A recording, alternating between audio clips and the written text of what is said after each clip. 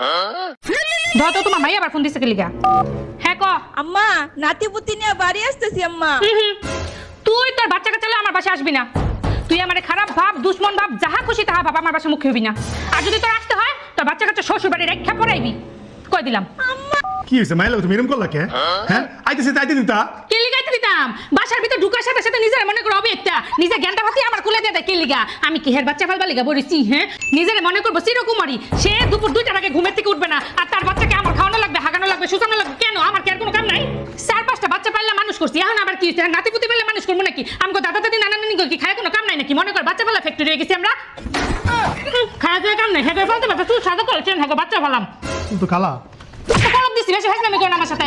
মাসের মধ্যে 10 দিন থাকে শ্বশুর বাড়ি, 20 দিন থাকে বাপের বাড়ি, হ্যাঁ বাচ্চা ফেলানো লাগবো আমার। তোমার এত দরদ লাগে, তুমি তোমার বিয়া করে হেবে যে থাও যাও।